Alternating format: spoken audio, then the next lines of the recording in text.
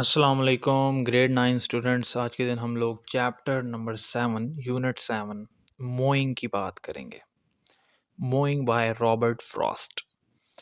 तो जिस तरह कि आप लोगों को पता है कि हम लोग अपनी प्लेलिस्ट कंप्लीट कर रहे हैं, यानी कि हम लोग सारे चैप्टर्स उसमें इंग्लिश के पढ़ाएंगे, फेडरल बोर्ड के अकॉर्डिंग पढ़ाएंगे।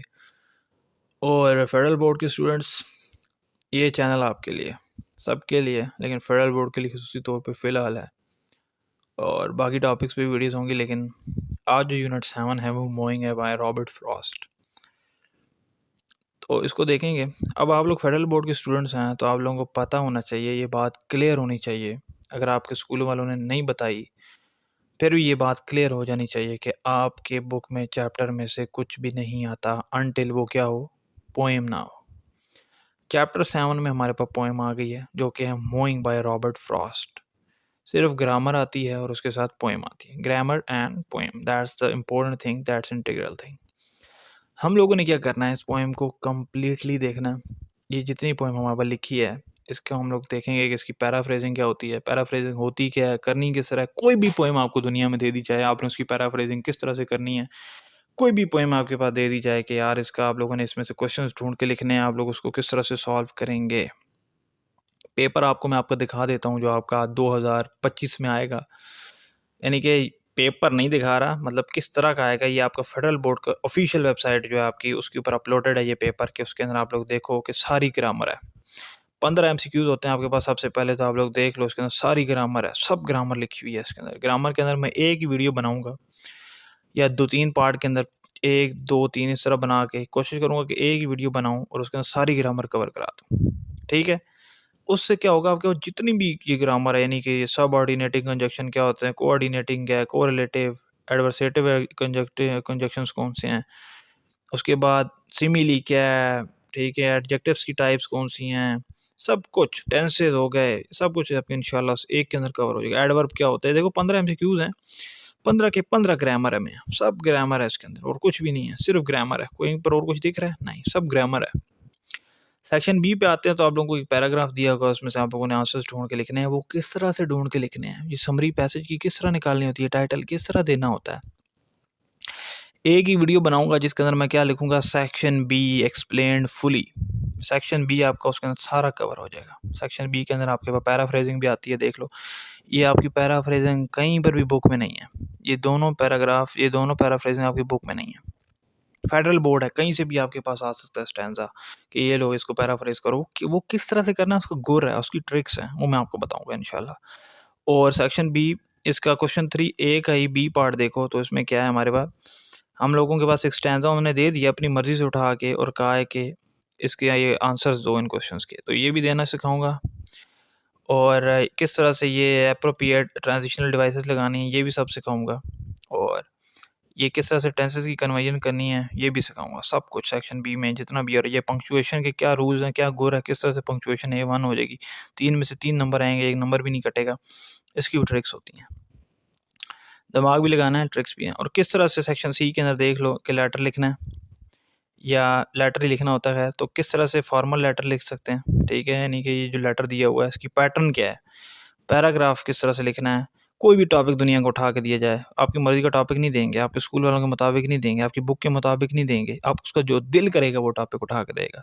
लेकिन किस तरह से लिखना है कि आपका 6 में से 6 नंबर हैं, 8 में से 8 हैं। और डायलॉग किस तरह से लिखना है, हमेशा डायलॉग लिखना है, डायलॉग किस तरह से लिखना है, तो वो भी मैं आप लोगों को सब सिखाऊंगा, सब सिखाऊंगा। लेकिन अभी क्या है, अभी हम लोग पैराफ्रेजिंग, अभी हम लोग एक्सरसाइज के ऊपर हैं। तो जो चैप्टर 7 की हमारे पास ये मोइंग है, इसको देख लेते हैं। मोइंग लिखी है जी रॉबर्ट फ्रॉस्ट ने। इसके अंदर हमारे पास एक एक लाइन को हम लोग समझेंगे। आप लोगों को पता है, जो मेरी वीडियोस देखते हैं, कि हम लोग, अल्लाह का शुक्र है, बहुत अच्छे से हम लोग समझते हैं। तो एक लाइन्स की देखेंगे और उसकी पैराफ्रेजिंग देखेंगे। इसमें सबसे पहली लाइन में कहता है, there was never a sound beside the wood but one. कहता है कोई आवाज़ और नहीं थी वहाँ पर, सिर्फ किस चीज़ की आवाज़ थी, एक चीज़ की। वुड के बिहाइंड किसी चीज़ की आवाज़ नहीं थी, सिर्फ एक चीज़ की आवाज़ थी, और वो क्या थी। ये इसकी पैराफ्रेजिंग है पहली लाइन की, there was no other noise near the forest except one. सिर्फ एक थी, वो क्या थी, and that was my long, ये क्या वर्ड लिखा हुआ है, साइथ। इसको पढ़ते हैं साइथ, इसमें सी साइलेंट है। साइथ क्या पढ़ते हैं, साइथ। और कहता है किसी चीज़ की आवाज़ नहीं थी, लेकिन एक चीज़ की आवाज़ थी, और वो थी मेरी साइथ की जो विस्परिंग कर रही थी ग्राउंड के साथ। ये विस्परिंग क्या होता है? विस्परिंग का मतलब होता है आराम से हल्की सी आवाज़ देना। यानी कि ग्राउंड के साथ जब हम लोग इसकी साइथ को लगाएंगे, साइथ क्या होती है वो मैं आप लोगों को बताता हूँ। ये हमारे पास एक खेती बाड़ी का टूल होता है, फार्मिंग टूल है, जिस तरह के हमारे पास और भी बहुत से घास काटने वाले। तो साइथ, इसकी लंबी सी साइथ थी, वो ग्राउंड के साथ आराम से टकरा रही थी, और उसकी आवाज़ के बारे में ये कहता है कि ये उसकी आवाज़ थी, यानी कि लॉन्ग साइथ की आवाज़ जो थी वो विस्परिंग कर रही थी ग्राउंड के साथ। ये बात बड़ी इंपॉर्टेंट है यहाँ पर, ठीक है। अब इसकी पैराफ्रेजिंग देखते हैं। कहता है that sound was my long scythe making a soft noise as it move close to the ground. कहता है ये वो मेरी लॉन्ग साइथ की आवाज़ थी जो कि प्रोड्यूस होती थी वहाँ पर, और किसी और चीज़ की आवाज़ नहीं थी, सिर्फ मेरी लॉन्ग साइथ की आवाज़ थी। जब वो ग्राउंड के साथ टकराती थी तो ये उसकी आवाज़ आ रही थी वहाँ पर। तीसरी लाइन में कहता है व्हाट वाज इट विस्पर्ड। कहता है क्या चीज़ उसने विस्पर की। इसकी लाइन देख लेते हैं। व्हाट वाज इट विस्पर्ड, एक इट हटा दो, कंफ्यूज नहीं होना। ये लाइन लिखी हुई है आपके पास। कहता है what was it whispered I knew not well my self. कहता है वो किसके बारे में बातचीत कर रही थी, वो जो शायद की आवाज़ थी, वो जो लग रही थी ज़मीन के साथ, मुझे खुद भी नहीं पता किस बारे में कर रही थी। ठीक है, इसकी पैराफ्रेजिंग क्या है। कहता है what was the side saying I was not really sure my self. मुझे खुद भी नहीं पता था वो क्या कह रही थी। लाइन 4 पर आओ। कहता है perhaps it was something about the heat of the sun. कहता है मुझे लगता है वो कुछ बता रही थी मुझे हीट ऑफ द सन के बारे में, यानी कि जो सूरज की तपिश थी उसके बारे में। तो इसकी पैराफ्रेजिंग देख लो। Maybe it was something about how hot the sun was, यानी कि कितना गर्म था उस दिन सूरज, यानी कि कितनी तपिश थी, गर्मी थी, उसके बारे में मुझे बता रही थी। लाइन 5 में कहता है something perhaps about the lack of sound. Perhaps का मतलब होता है मे बी। कहता है समथिंग, कुछ चीज़ थी शायद, about the lack of sound, की आवाज़ है ही नहीं। Maybe it was something about how quiet it was. देखो वो अक्सर में बताना क्या चाह रहा है। कहता है कि वहाँ पर और कुछ भी नहीं था, इसकी साइथ की आवाज़ आ रही थी और कुछ भी नहीं थी, सिर्फ खामोशी थी। इस लाइन के वो बता रहा है वो साइथ की आवाज़ खाली मुझे ये समझाना चाहती कि खाली तुझे मेरी आवाज़ आ रही है, यहाँ पर और किसी चीज़ की आवाज़ नहीं है। लाइन 6 में कहता है and that was why it whispered and did not speak. कहता है तभी तो वो विस्पर कर रही थी खाली, यानी कि उसकी टकराने की ज़मीन के साथ आवाज़ आ रही थी और किसी चीज़ की आवाज़ नहीं आती, और वो कुछ भी नहीं बोल रही थी मेरी साइड। ये पोएम का उसमें ना वो बताना क्या चाहता है, इस पोएम का मकसद क्या, वो मैं आपको बताऊंगा, पहले ये समझते जाओ। पैराफ्रेजिंग इसकी and that why it made a soft noise instead of a loud, यानी कि जो उसकी साइड थी वो बड़े आराम आराम से आवाज़ बना रही थी, ना कि ऊंची ऊंची। लाइन 7 पे आओ। कहता है it was no dream of the gift of idle hours. ये लाइन बहुत इंपॉर्टेंट है, ये आइडल ऑर्स वाली। आइडल ऑर्स क्या होते हैं बताता हूँ। आइडल ऑर्स हम लोग कहते हैं जो हम लोग टाइम अपना स्पेंड करते हैं बगैर कुछ किए, बगैर कुछ किए, ठीक है। तो कहता है ये जो थी it was no dream of the gift of the idle hours, यानी कि इसमें ये कह रहा है कि it was not a fantasy about having free time, यानी कि जो हम लोगों का मुफ्त का वक्त होता है ना, हम लोग बैठ के, अब वो खाली अकेला बैठा हुआ है वहाँ पर और कुछ भी नहीं है, बहुत गर्मी है, और वो उसकी जो साइथ है वो आवाज़ लगा रही है, यानी कि वो अपनी साइथ के साथ ज़मीन के अंदर आवाज़ लगा रहा है, कुछ काट रहा है, जो भी कर रहा है, लेकिन आवाज़ खाली एक चीज़ की आ रही है जो उसकी साइथ की थी। उसके ऊपर इसने पूरी पोएम लिख दी है। तो कहता है it was no dream of the gift of idle hours, यानी कि ये कोई शक नहीं है इसके अंदर कि मुझे एक गिफ्ट मिला है कि मैं आराम से बैठ के दुनिया से निकल कर, दुनिया की परेशानियों से निकल कर, दुनिया के मसलों से निकल कर, क्या है कि सिर्फ एक चीज़ मुझे सुनाई दे रही है, और वो है साइथ की आवाज़। जो मेरा साइथ है, जो मेरा टूल है, सिर्फ उसकी आवाज़ भी बड़े कम लोगों को नसीब होती है। ऐसी चीज़ें, ऐसी ज़िंदगी बहुत कम लोगों को नसीब होती है कि वो कहीं जाके बैठें और उनकी ज़िंदगी इतनी खुशगवार हो, ठीक है, कि उनको मज़ा आए, कोई काम ना हो, ज़िंदगी की परेशानी ना हो, खाली साइथ की आवाज़ आ रही हो। सुभान अल्लाह। तो कहता है it was not a fantasy about having free time. उसी लाइन की, जो लाइन 7 देखी उसी की पैराफ्रेजिंग। अगली लाइन 8 में कहता है और easy gold at the hand of फे और एल्फ। अब मुश्किल इंग्लिश आ रही है, लेकिन फे और एल्फ क्या होता है मैं समझाता हूँ आपको। इजी गोल्ड का मतलब होता है, यानी कि जो मेहनत किए बगैर चीज़ मिल जाती है उसको कहते हैं इजी गोल्ड। हैंड ऑफ फे और एल्फ, फे कहते हैं हम लोग अफेरी, यानी कि जो हमारे पास कोई भी, जिसको हम लोग कहते हैं ना उर्दू में बड़े मज़े से, कि कोई आएगी शहज़ादी जब मुझे कुछ दे जाएगी, फेरी, जो फेरी आएगी मेरे पास, यानी कि उर्दू में क्या कहते हैं फेरी को यार, जो जिन, एक तो जिन होता है ना, एक परी, हाँ परी, परी आएगी और वो मुझे दे जाएगी, फे उसको कहते हैं, फेरी की शॉर्ट फॉर्म लिखी है। एल्फ कहते हैं अ स्मॉल मिथिकल क्रिएचर, यानी कि ये भी एक परिंदा सा है, ठीक है, एल्फ। तो कहता है वो जो कुछ आके फेंक के चला जाए परिंदा, या आराम से चीज़ मिल गई, हाथ में आ गई, ये वो वाला सीन नहीं है। अब वो बताना ही चाह रहा है कि वो जो मैं बड़े आराम से बैठ के उसने उतरी जाने के आइडल हॉर्स का जिक्र किया, यानी कि मेरी ज़िंदगी बड़ी मौज से चल रही है। कहता है मेरी ज़िंदगी बड़े मज़े से चल रही है, लेकिन मुझे ऐसे लग रहा है कि यार हाँ मैं बड़ा इजी अमीर हो गया हूँ और मुझे सारा कुछ जो है ना फेरी और एल्फ ने दे दिया। उस सैची की आवाज़ की वजह से, साइथ की प्रोनाउंसिएशन थोड़ी सी मुश्किल है इसकी, लेकिन याद रखना साइथ, ठीक है, साइथ की आवाज़। स्केचे नहीं पढ़ना इसको, साइथ पढ़ना है, सी हटा देना, साइथ की आवाज़। तो उसमें ये बता रहा or about getting easy riches from a fairy or elf. Ninth में रहता है anything more than the truth would have seem too weak. कहता है कुछ भी सच के अलावा मुझको उस टाइम पे बकवास लग रहा था, यानी कि खाली मुझे सच जानना था कि ये क्या मेरे साथ चल रहा है। कहता है to the earnest love that laid the swale in rows. Swale कहते हैं हमारे पास a low area of land, यानी कि जो निचला हिस्सा होता है ज़मीन का। तो कहता है for the sincere effort that arrange the field into neat lines, यानी कि जो फील्ड ऊपर नीचे हुई होती हैं उनको एक जगह पे यूं किया हुआ है। बिल्कुल मज़े का नज़ारा, नज़ारे के बारे में एक्सप्लेन कर रहा है। कहता not without feeble pointed spikes of flowers. कहता ज़मीन तो बड़ी सीधी हुई है, लेकिन क्या है उसके अंदर ऐसे फूल हैं जिनके अंदर कांटे भी हैं, पॉइंटेड फ्लावर्स जिनके अंदर कांटे हैं, स्पाइक्स कहते हैं कांटों को। कहता ज़मीन तो बड़ी मज़े की है, लेकिन क्या है वो ज़मीन के बारे में बता रहा है जिसके ऊपर साइड चला रहा है अपना फार्मिंग टूल। कहता है इसके ऊपर ज़मीन तो बड़ी सीधी है, लेकिन क्या है फूल हैं जिनके अंदर कांटे हैं। ठीक हो क्या? आगे कहता है लाइन 12 में pale orchids and scared a bright green snake. ये पेल ऑर्चिड्स क्या हैं? ऑर्चिड्स हम लोग एक फ्लावर है जिस तरह हमारे पास रोज़ वगैरह होते हैं, ये भी एक फ्लावर है। And scared a bright green snake, और उसको डराया एक ग्रीन कलर के स्नेक ने। The fact is the sweetest dream that labour knows. कहता है असल तो बात यह है कि यही वो ज़िंदगी है, यही वो मैं ड्रीम आप लोगों को बता रहा हूँ अपनी पोएम के अंदर, कि जो सिर्फ एक लेबर को पता है, सिर्फ एक मजदूर को पता है। वो क्या है? माई लॉन्ग स्केच whispered and left the hay to make. कहता माई लॉन्ग स्केच मुझे सिर्फ यही बता रही थी जब मैं हे कर रहा था। हे का मतलब होता है कि जब हम लोग कट करते हैं ग्रास को, यानी कि जो हमारे पास घास है, ठीक है। तो इस पोएम के अंदर वो बताना क्या चाह रहा है, अब ये बड़े गौर से समझो, इस पोएम की समरी समझ लो। The poem reflects on the solitary and meditative nature of the speaker's work with a scythe in a quite field. बात इतनी बात याद रखनी है फिलहाल। ये क्या है? देखो वो गया है एक फील्ड के अंदर, खेत के अंदर, और वो खेत के बारे में बता रहा है कि यार खेत के अंदर मेरी साइथ है, उसकी आवाज़ बड़ी प्यारी, वो पूरा नज़ारा बता रहा है। यार मेरी ज़िंदगी चेक करो भाई, कहता है आराम से बैठा हूँ, सुकून है, ठीक है।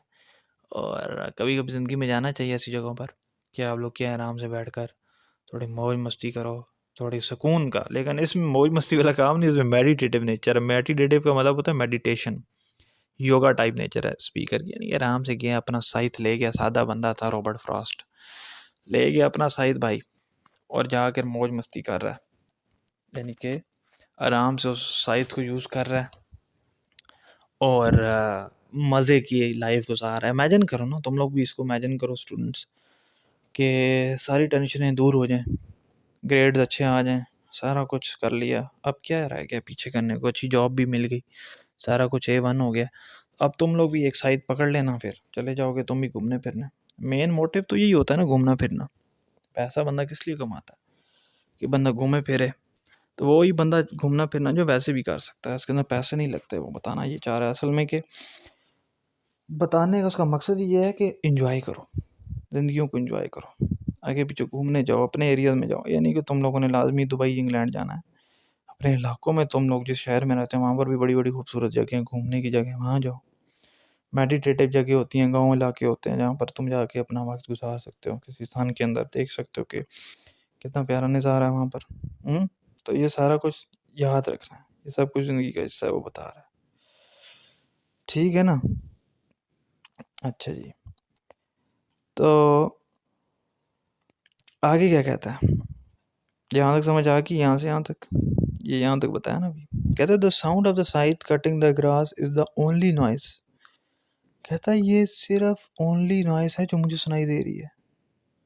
द ओनली नॉइस जो मुझे वहाँ पर सुनाई दे रही है वो क्या है, वो यही है कि ग्रास काट रहा है, whispering softly to the ground, बड़े आराम से काट रहा है मेरी साइथ के जरिए, वो काट रहा था ना घास। The speaker contemplates a subtle message in the whisper के अंदर वो मैसेज दे रहा है, perhaps related to the sun's heat of the or the surrounding, और बता रहा है कि सूरज की गर्मी बड़ी ज़्यादा थी, लेकिन वो बता रहा है कि वो जो मौज मस्ती वहाँ पर एंजॉय कर रहा है वो अमीरों वाली मस्ती है, मज़ा है उसमें, और वो सिर्फ आपको तभी मिल सकता है जब आप एक ऑनेस्ट लेबर हो।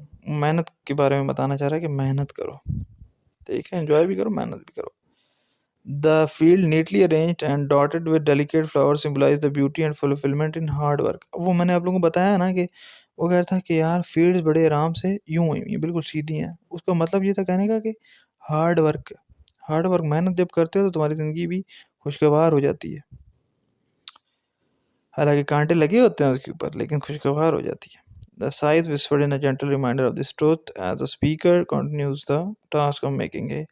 वो साथ साथ सिखाता भी गया हमें ज़िंदगी के बारे में कि ज़िंदगी किस तरह से सही होती है, और उसने सारा कुछ बताया हमें किस तरह से हमें नेचर में वक्त गुजारना चाहिए, और उसने हमें ये भी बताया कि साथ साथ अपना काम भी करता रहा, हे भी करता रहा, यानी घास घास भी काटता रहा। सही है ना। तो ये बात बड़ी इंपॉर्टेंट थी जो कि हमने यहाँ पर समझी है। आगे ये है कि ये थी हमारे पोएम और हम लोगों ने इसको कम्प्लीटली समझ लिया, ठीक है। इसके अंदर और कुछ भी नहीं था, वो नेचर के साथ अपना कनेक्शन बताना चाह रहा है पोइट क्या बताना चाह रहा है इसके अंदर, नेचर के साथ अपना कनेक्शन बताना चाह रहा है कि जो नेचर है, जो कुदरत है, उसका कितना असर होता है हमारी ज़िंदगियों पे, और कितनी खुशहाली से हमारी ज़िंदगी गुजर सकती है अगर हम लोग नेचर के साथ अटैच रहें, नेचर के साथ हम लोग कनेक्टेड रहें। तो ये बातें बड़ी समझने वाली थी इसके अंदर, और खाली अब इसके अंदर 2-4 चीज़ें और रह गई हैं, वो मैं आप लोगों को जल्दी से समझा देता हूँ ताकि आप लोगों को, ये पोएम तो हम लोगों ने कर लिया डन यहाँ पर। अब हमारे पास ग्रामर है इस चैप्टर की, वो भी मैं आप लोगों को करा देता हूँ। इसके अंदर हम लोग पढ़ेंगे पोएटिक डिवाइसेस के अंदर, यानी कि वो डिवाइसेस, वो चीज़ें जो कि हम लोग एक पोएम लिखते वक्त एक पोएट यूज़ करता है। तो पोएट यूज़ करता है इमेजरी। इमेजरी क्या होता है? इमेजरी है, इमेजिन करो, हम लोग के पास 5 सेंसेस हैं उनके बारे में, यानी कि स्मेल, टेस्ट, टच, सुनना, देखना, इन सब के बारे में। यानी कि वो बताता है स्मेल के बारे में, अगर वो कहेगा कि फ्रेगनेंस ऑफ रोजेस, वो यूज़ कर लेगा अपनी पोएट्री के अंदर। टेस्ट के बारे में वो यूज़ करना चाहिए, क्या लेगा, as sweet as honey. Touch के बारे में वो कहेगा वेलवेटी टेक्सचर, वो अब हम लोग को फील दे रहा है पोएम में ना, वेलवेट कहते हैं ना, बड़े आराम से टेक्सचर, बड़ा मज़े का। हियरिंग के बारे में वो जब कहेगा स्वीट सॉन्ग ऑफ कुकू, यानी कि एक बर्ड है कुकू, उसकी आवाज़। साइड देखने के लिए जब कहेगा वो कहेगा लश ग्रीन वैली। तो पोएट एक फीलिंग देना चाहता है पोएम के अंदर, जो हम लोग समझते नहीं, हम लोग रट्टा लगाते हैं। इस तरह भी इसने हम लोग को बड़े बड़े जो है ना मकसद बताए हैं इस पोएम के बारे में, जो उसने लिखी है, उसने हमें मैसेज दिए हैं इसके अंदर। तो उसने इमेजरीज यहाँ पर भी यूज़ की हैं। मेटाफर क्या होता है? मेटाफर के अंदर हम लोग कंपेयर करते हैं दो चीज़ों को जिनकी सेम क्वालिटी होती है, लेकिन हम लोग यूज़ नहीं करते लाइक या एज। लाइक और एज का वर्ड यूज़ नहीं करते। खाली हम लोग कहते हैं टाइम इज़ मनी। टाइम क्या है? मनी है। Life is a banana cream pie, इस तरह के वर्ड यूज़ करते हैं। इसके अंदर हम लोगों ने लाइक और एज यूज़ नहीं किया। पर्सोनिफिकेशन के अंदर क्या होता है कि हम लोग क्या करते हैं इसके अंदर, नॉन लिविंग थिंग्स को ह्यूमन की चीज़ों के बारे में के साथ जोड़ते हैं, यानी कि that leaves danced in the wind, leaves ने डांस किया हवा के अंदर। तो डांस तो ह्यूमन करते हैं, लीव्स तो नहीं करते, लेकिन हम लोगों ने नॉन लिविंग थिंग्स को, यानी कि लीव्स हो गए या ट्री हो गए, उनको हम लोगों ने एक ह्यूमन क्वांटिटी दे दी है।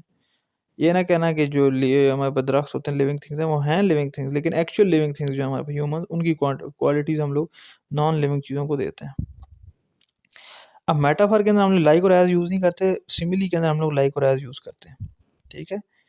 He was as excited as a kid at the fair, इस तरह लाइक और एज यहाँ पर आएगा, वो सिमिली है। एलिट्रेशन का तरीका कार ये है कि उसके अंदर एक वर्ड सबके स्टार्ट में यूज़ होगा, यानी कि देखो यहाँ पर भी सी है, यहाँ पर भी सी है, यहाँ पर भी सी है, ये एलिट्रेशन की एग्जाम्पल है। ओनोमाटोपिया में क्या होता है कि इसके अंदर हम लोग the use of word which suggest there meaning when pronounced, जब हम लोग उस चीज़ को बोलते हैं ना तो हमें समझ आ जाती है, हाँ जिसके बारे में बात हो रही है। अब हम लोग जब भी कहते हैं ना टिक टिक या टिक टॉक, इंग्लिश में कह लेते हैं टिक टॉक्स, तो हम लोग समझते हैं कि ये हमारे पास आवाज़ है किसकी? क्लॉक की, घड़ी की। घड़ी टिक टिक टिक टिक करती है, तो हम लोग जब तक उसको बोलेंगे नहीं तो तब तक हम समझ नहीं आएगी किसकी टिक टॉक की बात करें। और बीस की आवाज़ हम लोग बज़ कहते हैं इंग्लिश में, बज़, यानी कि वो बीस की आवाज़ उर्दू में हम लोग भीम भीम करती हैं, तो ओनोमाटोपिया है। राइमिंग क्या होता है कि लफ्ज़ राइम करें एक साथ, यानी कि क्राइम, राइम, स्लाइम, टाइम, ये सब वर्ड्स क्या राइमिंग है। इनकी स्पेलिंग एक जैसे नहीं होते, लेकिन इनकी साउंड एक जैसी होती है। ठीक हो गया। तो ये हमारे पास कंप्लीट था, आपके पास चैप्टर नंबर 7 जो अलग फसल से हम लोगों ने कंप्लीट कर लिया है। और इसके बाद हम लोग इंशाल्लाह जितने भी चैप्टर्स हैं हमारे पास वो आहिस्ता आहिस्ता अपलोड हो रहे हैं, आप लोग देखा करें हमारी वीडियोस। और केमिस्ट्री के हो गए, फिज़िक्स के हो गए, इंग्लिश हो गई, कंप्यूटर साइंस, बायोलॉजी, सब इंशाल्लाह अपलोड होगा और हो रहा है। तो जब भी आप लोग चैप्टर को देख लें उसके बाद क्या है कि हमारी वीडियोस लाजमी देखें, या चैप्टर देखने से पहले हमारी वीडियोस देखा करें, ताकि आप लोगों को डीप नॉलेज मिले और आप लोग एसएलओ बेस्ड पेपर के ऊपर इसकी तैयारी कर सकें। जैसे कि मैंने आप लोगों को पेपर दिखाया भी था कि किस तरह से आता है। और कंप्लीट वीडियोस को देखा करें, बेशक स्पीड तेज़ कर लो जिस तरह दिल करता है, लेकिन कंप्लीट नहीं देखोगे तो कोई भी चीज़ मिस हो जाती है। कभी मैं कुछ चीज़ स्टार्ट में नहीं बताता, एंड में बता देता हूँ। तो हर चीज़ इसलिए देखा करो कि वो आप लोगों के लिए फ़ायदेमंद है, स्टूडेंट्स के लिए। मुझे पसंद है स्टूडेंट्स के लिए वीडियोस बनाना, इसलिए मैं वीडियोस बनाता हूँ। मुझे दिल से शौक़ है उन तक नॉलेज पहुँचाना, उनको ऐसी टिप्स देना, उनको गाइड करना, ताकि वो ज़िंदगी में आगे जाएँ। और स्टूडेंट लाइफ ही वो लाइफ होती है जिसके अंदर, और आप लोग तो खुशकिस्मत हो कि आप लोगों के पास यूट्यूब है, आप लोगों के पास मटेरियल है जहाँ से आप लोग पढ़ सकते हो। ठीक है, तो अच्छा पढ़ो। और इससे भी बड़ी बात ये, आप लोगों के अंदर मोटिवेशन है तो आप लोगों ने वीडियो लगाई है ना, वरना आप लोग वीडियो लगाते ही नहीं। तो आप लोगों को लगन है अपने अंदर से, अपने आप को मुबारकबाद दो कि तुम लोगों के अंदर लगन है कि तुम लोग ये वीडियो देख रहे हो। तो अच्छा पढ़ो।